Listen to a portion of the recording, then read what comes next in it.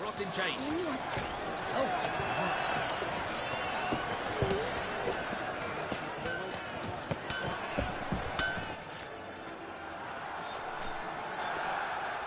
Ah, a professional. I like to trade with your kind. You actually appreciate quality workmanship.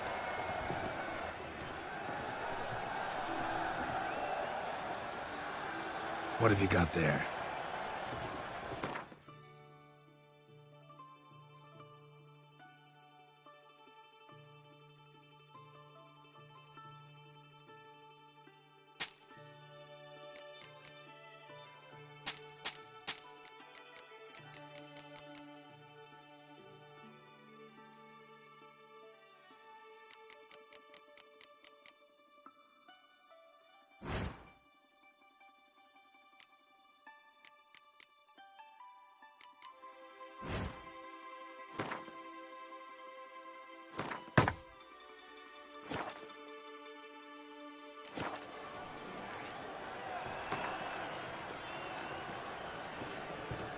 Care for a quick round of Gwent?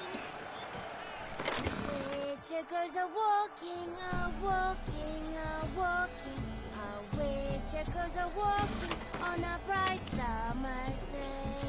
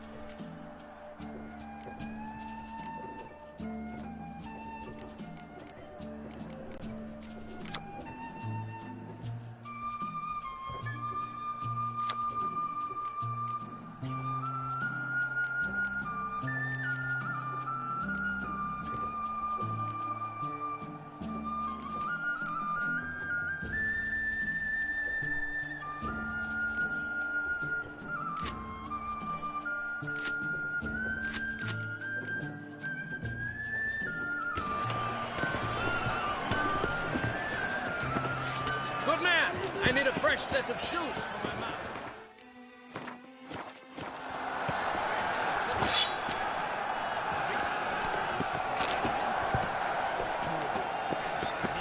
Nice to meet you. Armor chromed, engraved or fluted, whatever your heart's desire. Let's see what you got in stock.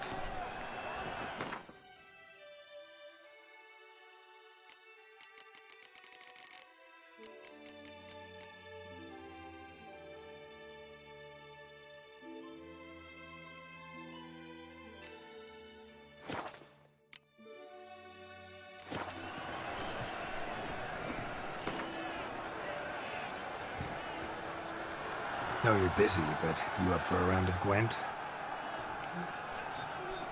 Nice to meet you. You wouldn't be seeking an apprentice, would you?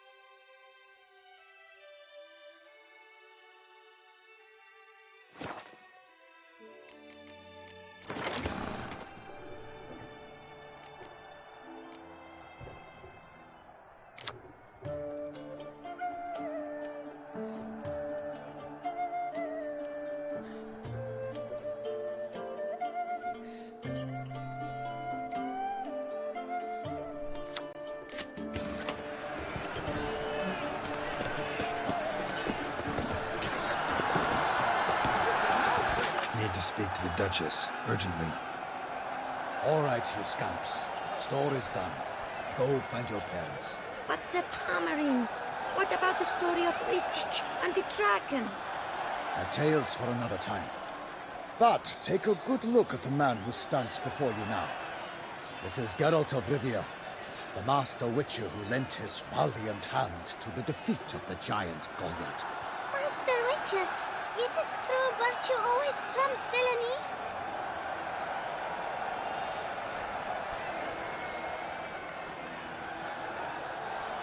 Not always. Could go either way. Sometimes virtue wins, sometimes villainy gets the upper hand. Still worth being good. But why? If it doesn't mean you'll win. Pomerin's story. Think back. A decent man attracts other good folk, makes friends he can count on. A rogue? Well, he can only count on other rogues. And who would you rather have for a friend? A man of virtue? I must agree. Now, that will do for questions. Go find your parents. Her Enlightened Highness has doubtless arrived at the tourney grounds to watch the battle in the arena. If we hurry, we'll be in time to speak with her before the spectacle begins. Lead the way.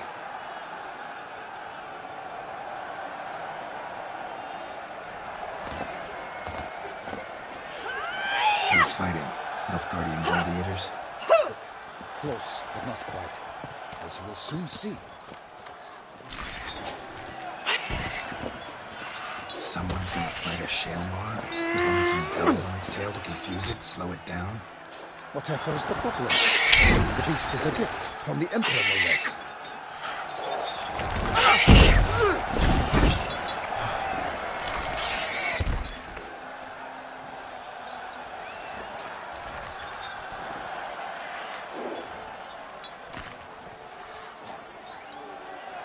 This is dangerous. Bells on its tail aren't enough. I saw a spectacle of the sort at the arena in Nuremberg. There, a knight defeated a Shaelmar with bells on its tail. Might have gotten lucky. Shaelmar might have been lame. Who knows? Only a Witcher has a real chance against a healthy Shaelmar. And that's not even every Witcher. Besides which, releasing a monster that dangerous in front of a crowd, plain irresponsible. Who's going to fight the beast? Guillaume, the young man you met. Yeah.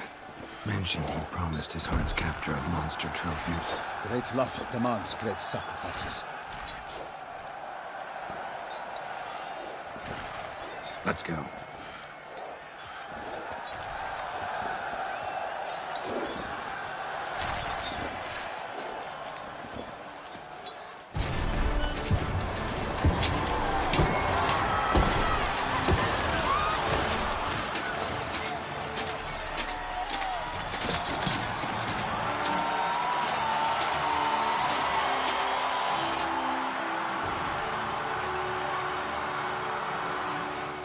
I dedicate my imminent victory to fair Lady Vivienne.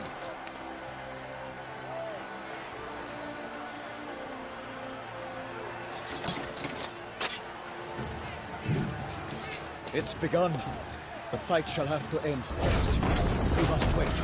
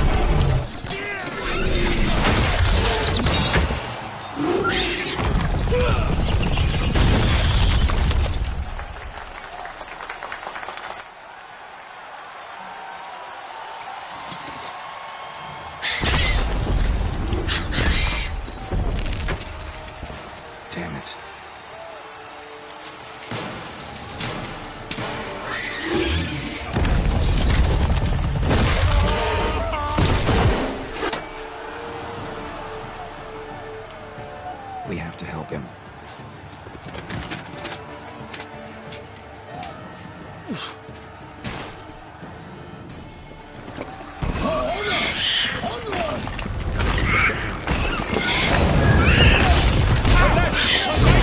The beast heaved its power, let loose a roar, and knocked him to earth.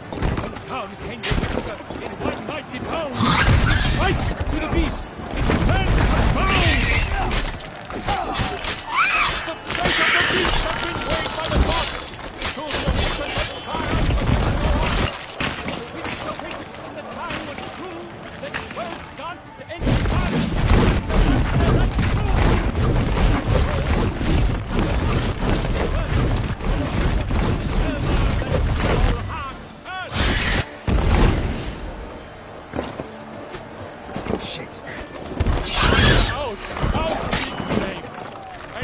The witch's life.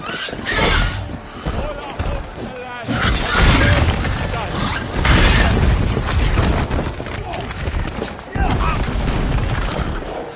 And set fire for wood, but not over this blood come to any good.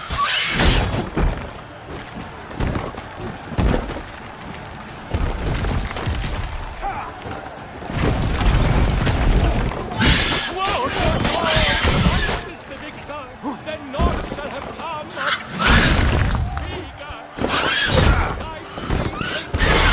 Strikes belly.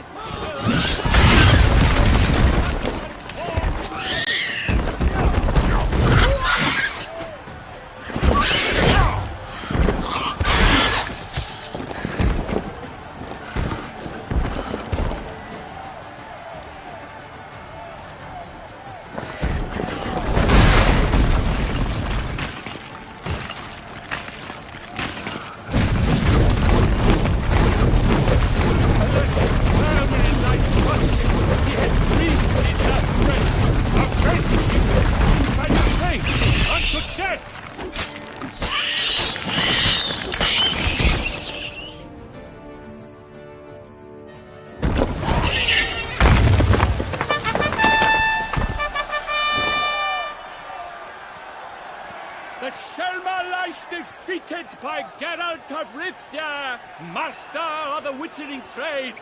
Behold, as the last gasps of life seep from the beast.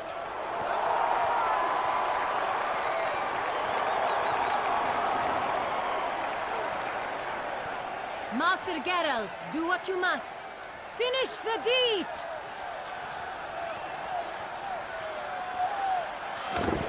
It suffered enough.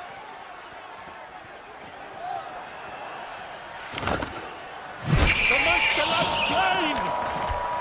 The fight is done! Praised be the victors!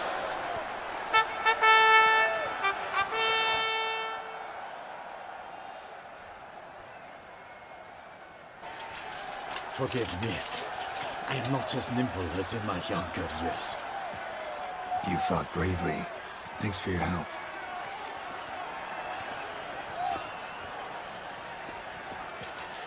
Guillaume? The lad came damned close to dying. I'm fine. Not hurt at all. Vivian? Smile as befits a hero and keep silent. Speech clearly pains her. She preaches.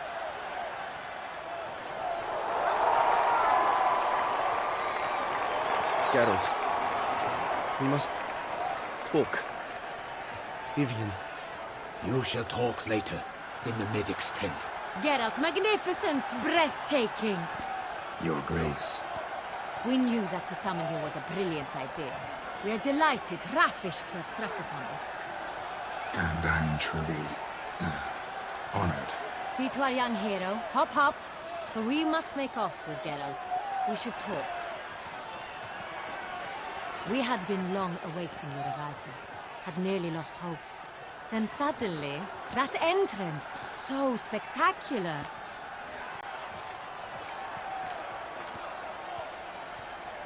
Your Grace.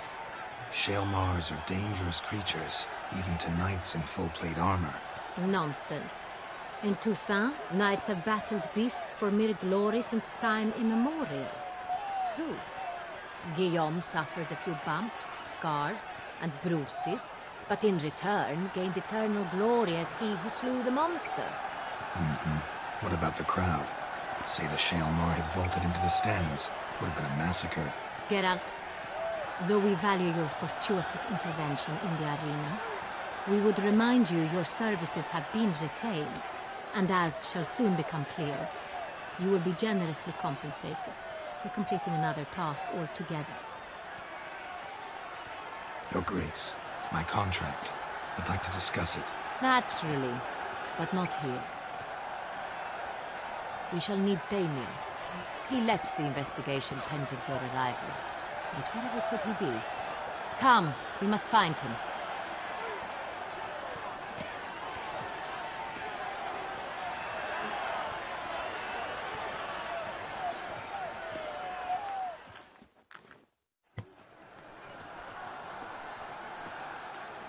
Tell us, have you come alone? Or did Viscount Julian accompany you? Wish to see Dandelion, Your Grace? Yes. I mean, no. Yes. But solely to tell him we regret.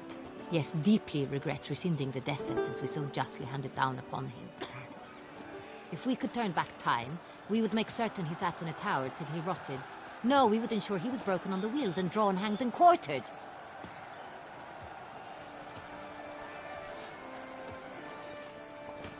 Ah, the very man we would entrust with these tasks.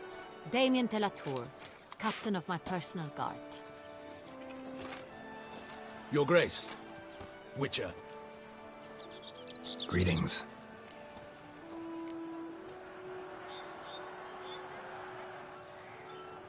Sorry to have to tell you, but the guardsman handling the last victim's body... I know already. The creature in the cellar of Corvo Bianco. Was it the beast? No. A Bruxa, a kind of vampire. Not the beast, but tied to it in some way. You know this how?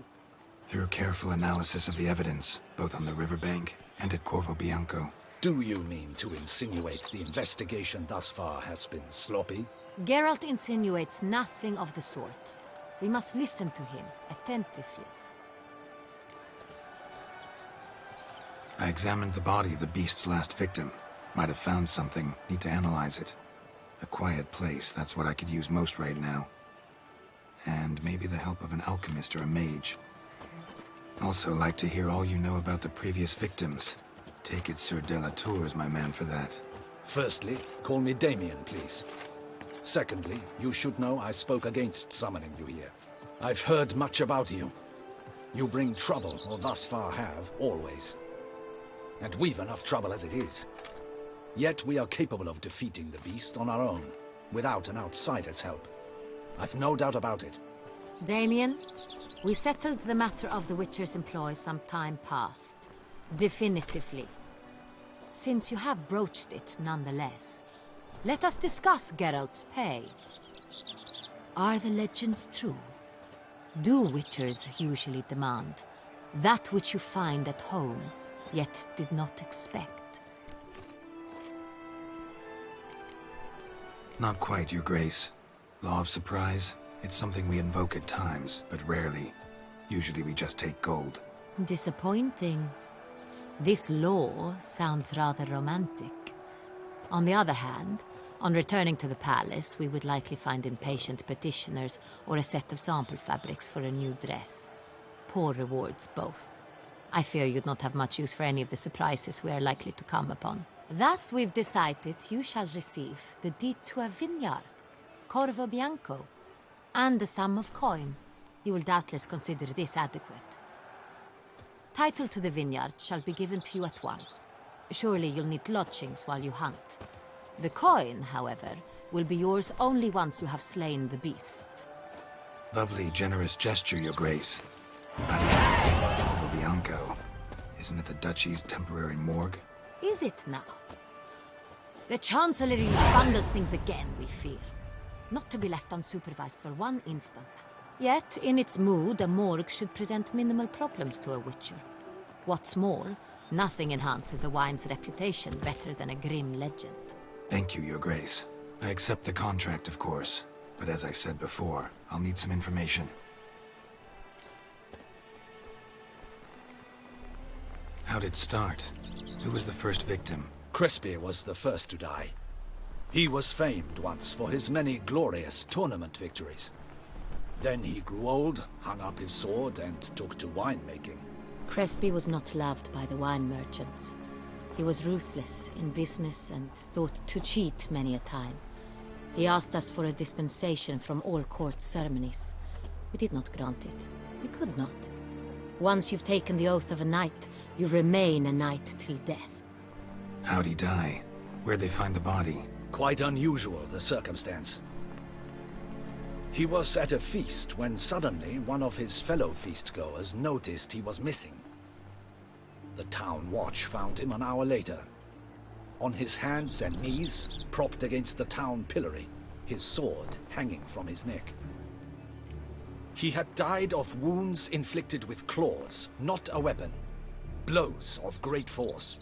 So he died suddenly, but the body was on its knees, meaning someone posed it. So it seems. Second murder. Tell me what you know. In the city there are certain nooks. No one reasonable ventures there after dark. Ramon Dulac's corpse was found in one such place. With the first murder, terror gripped the city. Its inhabitants grew wary, kept to safe areas. Consequently, news of the second victim came to us from a group of concerned cut-purses. Criminals fear the beast? Telling in a way. Take it you've excluded the possibility that Ramon died at the hands of these bandits. Do you believe me an amateur? Not hands, but claws killed Ramon Dulac. The wound was deep, clean. His body was found in the gutter, dressed in nightshirt and cap, a pillow placed under his head, and his sword replaced by a bed warmer. Ramon Dulac, a knight who but a dozen years past was an advisor to our father, the Duke. Someone went to a lot of trouble to make him look ridiculous. Maybe revenge was the motive. It's not out of the question. Dulac had shady dealings with the criminal underworld, but no one ever came forth with concrete proof of any misdoings. So, first two victims were knights, best years behind them. The same could be said of the third. Sir Delacroix was wont to claim that in modern times knights face new challenges, enterprise being the latest addition to the chivalric virtues. He made a veritable fortune in the grain trade.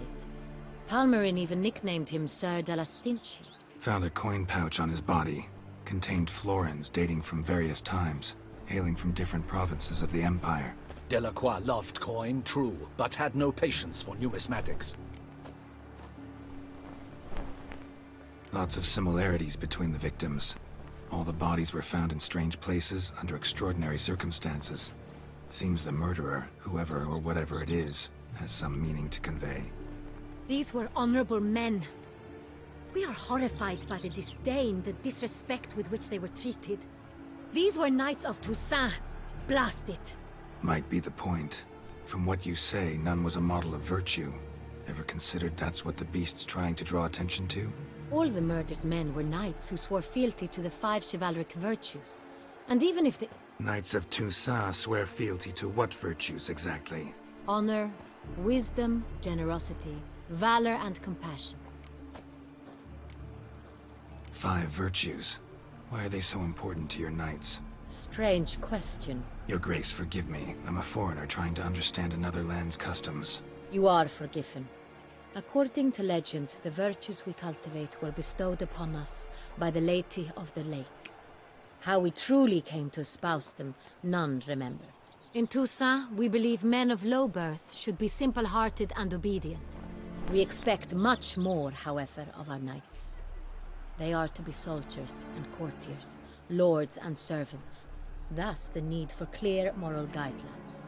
At the time of his dubbing, a knight vows to demonstrate throughout his life honor, wisdom, generosity, valor, and compassion. Beast seems to be pointing up moral decay, denouncing it. Victims were all humiliated. might have been murdered to emphasize their lack of specific chivalric virtues. Honor compromised by the pillory.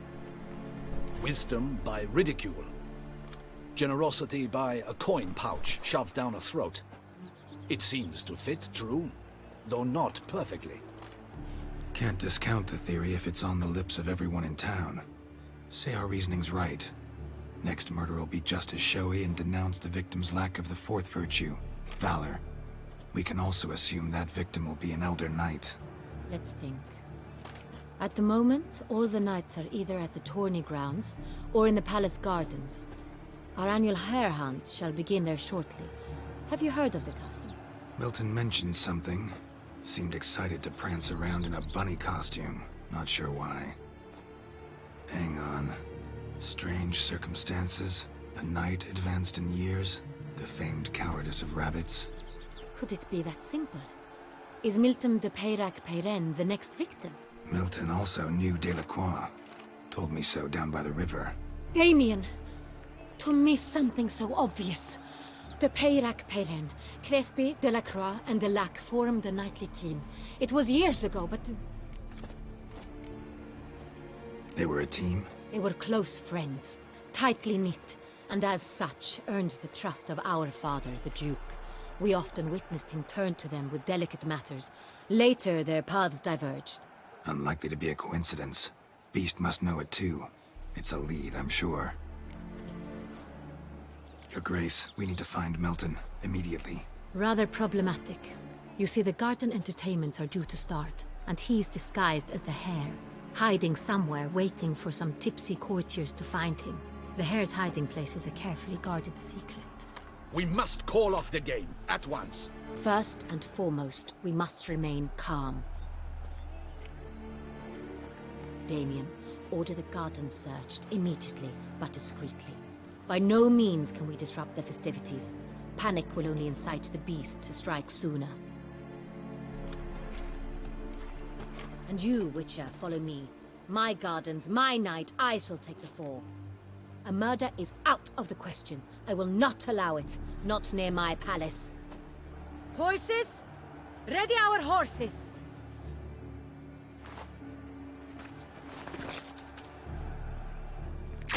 Your Grace!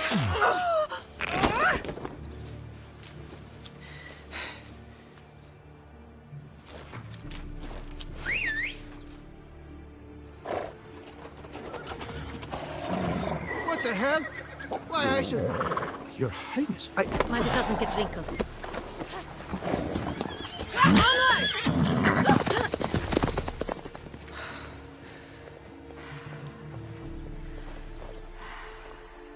Hey!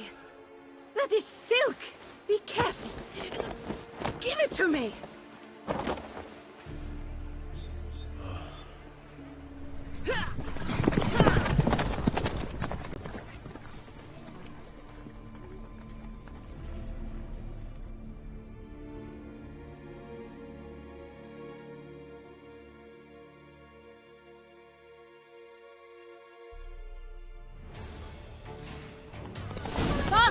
Grace seems right at home in the saddle.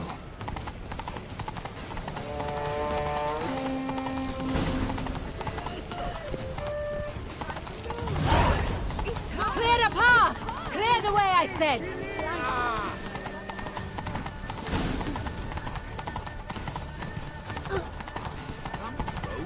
Is this part of the game?